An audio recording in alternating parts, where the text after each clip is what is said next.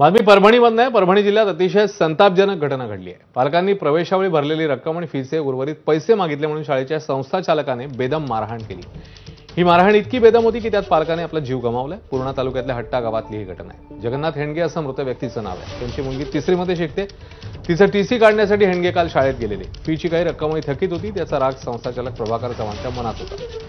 हेंडगे यांनी प्रवेशावेळी भरलेली रक्कमही मागितली। यावरून हेंडगे आणि चव्हाणांमध्ये वाद झाला। त्यानंतर चव्हाण यांनी मारण्यास सुरुवात केली। या मारहाणीत हेंडगेंचा मृत्यू झालाय। संस्थाचालक प्रभाकर चव्हाण आणि त्यांच्या पत्नीवर गुन्हा दाखल झालाय।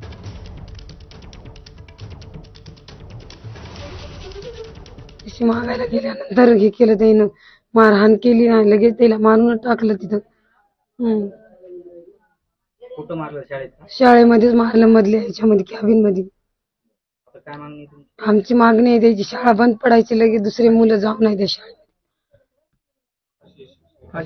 फाशीची शिक्षा द्यायला हो मारणार। गेट मध्ये त्यांना येऊ दिलं, मला येऊ दिलं नाही। मी बाहेर गेटच्या थांबलो।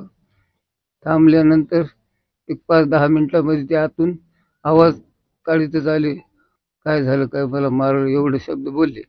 पुन्हा ते सर पाठीमाग आले, त्यांनी लात मारली, आडवं पाडलं। पाडल्यानंतर सर बोलले, तुम्ही आहेत का सोबत? मी म्हणले, हो सर, हे तुमची पद्धत आहे का? असं तसं माझ्या हाताला एक झटका मारला आणि पुन्हा परत गेले। परत गेल्यानंतर पुन्हा लागलीच आतमधून बाहेर आले ते आणि त्यांची मिसेस आणि पांढऱ्या गाडीमध्ये निघून गेले।